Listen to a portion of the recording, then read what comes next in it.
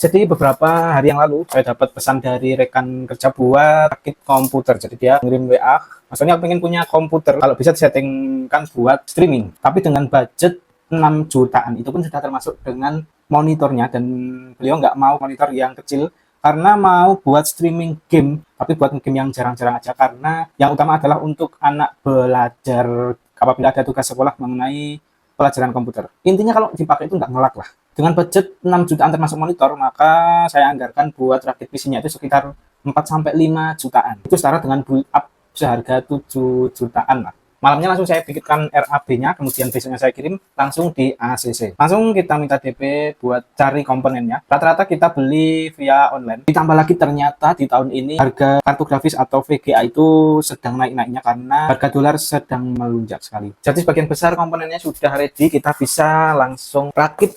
Yang pertama kita mulai dari motherboard tentunya. Ini sengaja saya cari motherboard ASRock H81 DDR3 dengan LGA 1150 generasi keempat. Di harga 300-an ribu tentunya ini second, karena harga barunya itu mencapai 800 ribuan di tahun ini.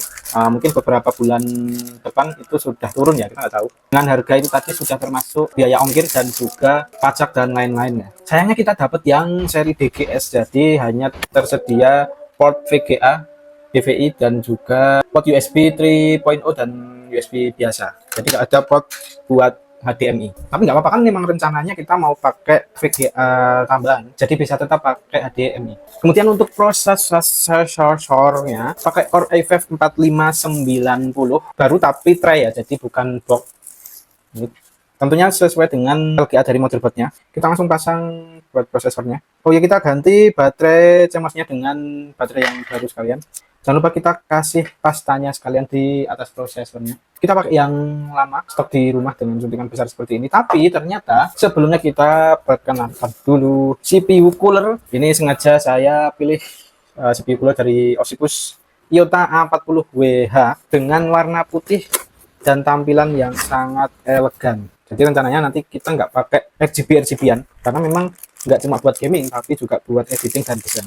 Di dalam paket boxnya kita mendapat bracket, baik digunakan di Intel maupun di AMD, dan juga pasta kecil ini sudah bawaan dari Olympus. Jadi nanti kita lebih baik pakai yang bawaan ini saja. Olympus Iota A40WH dengan warna putih yang elegan. Dengan edging-nya ini sudah memiliki motif bergelombang ombak seperti ini atau seperti papan catur. Jadi sangat elegan jika kita lihat, dan tentunya bersih. Nah, ini yang bikin lebih menarik lagi, lebih elegan lagi. Jadi di sini ada digital display-nya yang bisa menunjukkan suhu dari CPU-nya sendiri maupun dari GPU. Nanti kita akan lihat seperti apa tampilannya. Kita pasang dulu. Kita juga dapat stiker Olympus tambahan, jadi bisa kita tempel, bisa tidak. Hasilnya seperti ini. Ini sudah kita pasang terlebih dahulu untuk prosesor dan juga CPU fan dari Olympus. Ini harganya 379.000. Itu sudah termasuk biaya ongkirnya juga. Saatnya kita pasang RAM. Nah, kita rencana menggunakan RAM 16 GB dari 8 kali 2 keping seperti ini, merek dari Kingston, di harga 300-an ribu 2 kepingnya seperti ini. Kita bisa langsung pasang di motherboardnya, karena hanya memang sejatinya ASRock H81 ini hanya bisa menampung RAM hingga 16 GB saja. Jadi ya kita maksimalkan aja. Untuk per motherboardan cukup segini dulu, kita langsung beralih ke langkah selanjutnya, yaitu rumah dari komputernya. Apalagi kalau bukan casing. Untuk casing kita juga pakai Olympus Gamma C50. Kita dapat di harga 425.000 sudah plus ongkirnya. Sudah selesai untuk colok-mencolok dari casing ke motherboardnya. Lanjut ke pemasangan fan kipas yang nyala-nyala. Jadi sebenarnya ini sudah ada kipas 4 pieces dari Olympus juga, cuman nggak ada LED-nya. Minimal ada nyala-nyalanya. Ini warna putih 3 pieces kita akan pasang di bagian depannya. Jadi nanti walaupun nggak ada RGB-nya, tapi ada lampu LED di tambahan kipas fan ini. Langsung kita pasang saja. Hasilnya seperti ini. Jadi ini kita gunakan untuk intake. Angin akan masuk menyuplai udara ke dalam CPU. Kemudian dari atas kita akan pasang fan bawaan casingnya dari Olympus juga, Gamma 12WH sebanyak 4 pieces. Kita pasang 2 di atas dan satu di belakang juga, satu lagi di bawah. Kita tutup dulu. Cara tutupnya sangat mudah, tinggal kita tekan saja sampai bunyi. Dan seperti ini hasilnya setelah dipasang kipas fan. Jadi di depan kita pasang 3 untuk intake-nya, kemudian di atas 2, di atas kita pasang 2 untuk exhaust-nya, dan di belakang juga exhaust. Jadi untuk sirkulasi udara ini sudah mencukupi ya. Kita lanjut pasang apa dulu? Harddisk dulu, SSD dan juga HDD. Untuk harddisk sistem kita pasang SSD dari RX7 128 GB. Ini harusnya sudah cukup sih untuk instalasi software-software yang dibutuhkan oleh pemesan. Harddisk sistem aja, ini enggak buat penyimpanan. Kalau buat penyimpanan kita pakai harddisk DC dari Seagate Barracuda sebesar 500 GB. Kita akan coba pasang. Selesai untuk pemasangan harddisk SSD dan HDD-nya. Ternyata cukup rumit karena harus melepas bagian bawahnya, guys. Tinggal kita pasang kabel-kabel dan merapikan kabel manajemen sini. Tapi sebelum itu kita pasang dulu komponen termahal di rakitan PC kita kali ini, yaitu VGA GTX 970 4 GB dengan 256 bit DDR5. Ini tentunya sudah second ya, jadi bukan barang baru. Secondnya aja kita dapat di harga 1.300.000-an karena ini masih terbilang bagus. Dan ini awalnya online juga belinya, tapi ternyata dari sellernya itu minta untuk cek sendiri ke toko karena memang kebetulan dekat, ya 1 jam lah perjalanan menuju ke lokasi. Jadi mas saya bilang, Sherlock, tak parani, ya wes tak parani. Karena harga barunya itu masih mencapai 4.300.000, 4.500.000. Karena harga dolar memang sedang naik-naiknya, jadi harga VGA pun juga ikut naik. Merek dari Asus ini cukup berat, sampai 2 kilograman beratnya. Langsung kita pasang ke dalam komponennya. Sudah terpasang, lanjut ke komponen terakhir yang paling penting, PS2 atau power supply. Karena kita pakai VGA yang besar, otomatis membutuhkan pin power juga, maka kita pakai power supply dari KF550. Ini tentunya sudah 80 plus watt, enggak power kill tapi cukuplah menampung semua daya dari semua komponen ini. Langsung kita pasang saja.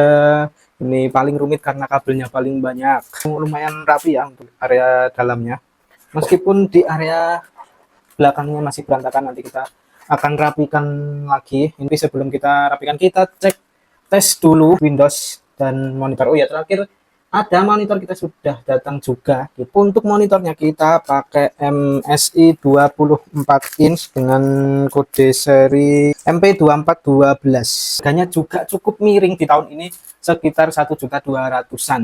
Dan tentunya merek MSI ini lebih awet, apalagi buat gaming dengan kecepatan layar sampai 100 Hz. Tapi kita nggak mau coba pakai ini karena susah rakitnya. Nggak susah sih, cuman daripada ribet rakit, kita pakai yang sudah ada aja. Ini sama MSI tapi 22 in, kode serinya berapa nih lupa, tapi sama, hanya beda resolusi juga. Ini juga 100 Hz dengan anti glare. Kita coba pakai ini aja. Customer kita sudah kita tawarkan mau pakai ini aja atau gimana, tapi karena selisih harganya itu hanya sedikit, jadi kita belikan yang baru aja. Jadi langsung kita coba nyalakan komputernya menggunakan monitor ini. Dan ini dia part paling menegangkan. Bismillahirrahmanirrahim. Setelah selesai perakitan kemarin, kita coba nyalakan, ternyata nggak mau nyala sama sekali. Kemungkinan besar adalah mubunya, karena satu-satunya komponen yang second itu hanya ada di mubunya. Jadi aku tanyakan ke sellernya langsung, direkomendasikan untuk memakai baterai CMOS yang baru. Jadi kemarin kan kita sempat pakai baterai CMOS yang baru, biar walaupun mubunya second, baterainya itu baru minimal lah. Tapi ternyata malah nggak bisa nyala. Setelah ganti bawaannya, ternyata malah bisa nyala. Nggak tahu ini karena emang baterainya nggak support atau emang baru rusak, padahal baru. Tapi nggak apa-apa lah, yang penting bisa nyala. Setelah ini kita install Windows, kemudian install aplikasi dan software-softwarenya, driver dan lain sebagainya. Tapi sebelum itu kita rapikan dulu kabelnya. Ini part paling menyebalkan sih. Kabel manajemen itu part yang paling tidak disukai oleh orang-orang yang rakit PC. Tapi mau gimana lagi? Mau nggak mau kita harus merapikannya. Jadi kita rapikan dulu, terus kita install segala softwarenya.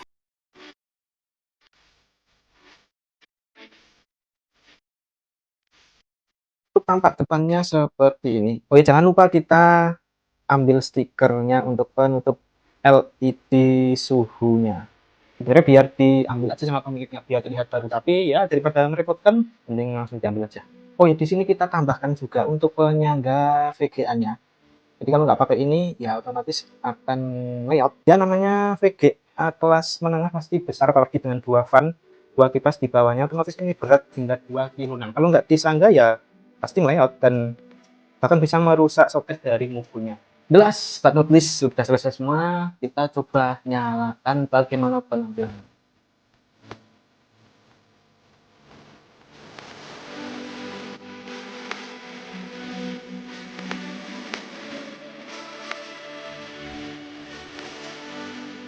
Untuk monitornya, ini adalah MSI ukuran 24 inch, sedangkan yang kita miliki itu adalah 22 inch, sama-sama MSI, tapi ada cerita di sini.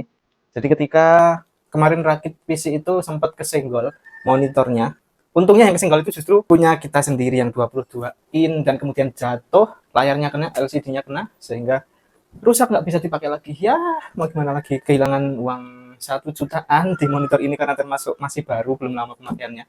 Yang penting punya customer masih utuh, masih bagus. Untuk cara menampilkan FPS-nya, kita bisa tampilkan mau derajat Celcius maupun derajat Fahrenheit. Kita juga bisa dapat pilihan mau tampilkan di suhu CPU maupun GPU-nya. Tapi nggak bisa dua-duanya saya. Kemudian untuk gamenya, rencana kita mau install Forza Horizon seperti ini. Tapi karena harganya masih di atas 800 ribuan di Steam, jadi kita ganti pakai NFS Rivals. Itu untuk kualitasnya juga sudah bagus. Kemudian untuk GameSpot kita pakai PES 2021 yang sudah update season 2025. Kita pakai rata kanan semua untuk kualitasnya. Kira-kira seperti ini kualitas dari grafiknya. Tapi untuk YouTube tadi tidak kita close ya, jadi tidak kita keluarkan. Ya itulah cara atau tutorial keluh kesah dalam merakit PC kita di hari ini. Total harganya ya kira-kira seginilah kurang lebih. Kalian yang mau bisa juga hubungi di kolom komentar, sesuaikan dengan budget kalian, mulai dari 1 juta, 2 juta, sampai 5 juta, bahkan 100 juta pun banyak juga. Sesuaikan dengan budget kalian, tapi saranku kalian coba buat rakit sendiri, karena itu bisa menambah pengetahuan kalian, pengalaman, dan juga ya rakit PC itu seru loh. Kalian sekali coba, misal bisa, kalian akan ketagihan. Sudah selesai, saatnya kita packing-packing, kemudian bisa langsung kita kirim ke pemesannya.